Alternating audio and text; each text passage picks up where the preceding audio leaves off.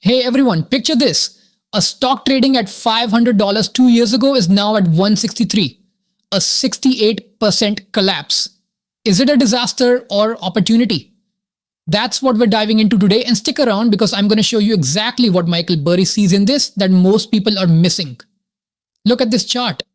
Lululemon climbed steadily through 2022, exploded to 511 in December 2023, then free fall to 163 today. A $20 billion company everyone knows, absolutely crushed. What's really happening here? First question, is this cheap or cheap for a reason? I ran 7 valuation methods. Historical PE says 220 to 280. Forward PE shows 190 to 230. DCF indicates 185 to 245. My fair value is $218. At 163, that's a 34% discount. Why is the market giving us this? Is this justified or panic?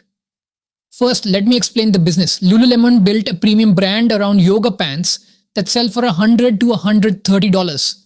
Most athletic wear is $30 to $40, but they command triple the price, 784 stores worldwide. And here's the thing, Americas are 70% of revenue, but comp sales down 4%. That's what everyone's freaking out about. But China up 25%, rest of world up 19%. And by the way, drop a comment below and let me know, are you buying this dip or staying away? I want to hear your take. Now keep watching, because in just a minute, I'm going to show you the China opportunity that could add billions in revenue that almost nobody's talking about. The red flags are real. Competition heating up from Alo and other brands. CEO admitted they messed up product execution. Tariffs hitting margins hard. Insiders selling, not buying. 87% institutional ownership means crowded trade.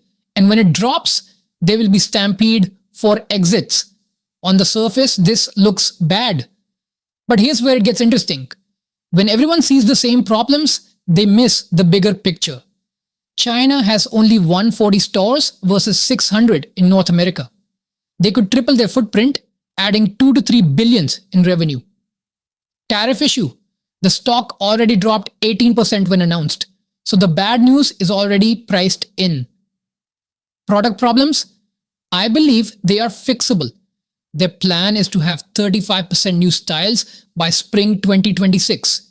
Here's the thing. 10.9 times forward earnings with 20% margins and 1.2 billion cash. Multi-year low valuation. When quality companies hit rock bottom, smart money pays attention. Quick pause before we move on. If you're finding this analysis helpful, hit that subscribe button and turn on notifications. I do deep dives like this every week on undervalued stocks the market is overlooking. Alright, let's talk about the real money question. Risk versus reward. Risk reward is crucial.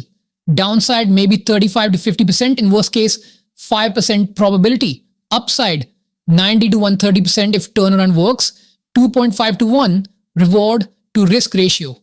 For every dollar you risk, you could make 250. That's what pros look for.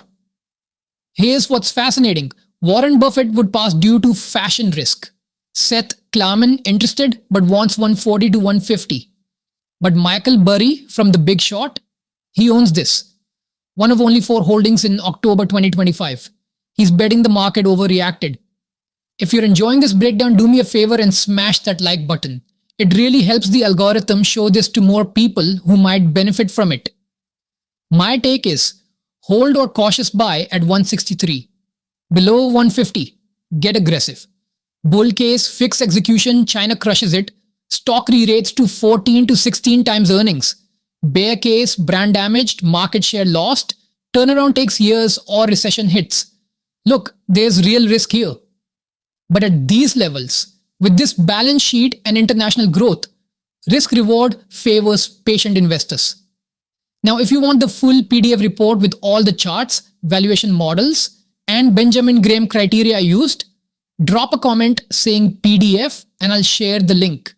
It's free. I just want to make sure you have all the data to make your own informed decision. And here's my question for you. Which stock should I analyze next? Tesla after the recent pullback, Nvidia, or maybe something completely different? Let me know in the comments. The most requested stock gets the next deep dive. Remember, this is not financial advice, just me sharing my research with you. Do your own homework and never invest what you can't afford to lose. Thanks for watching, and I'll see you in the next one.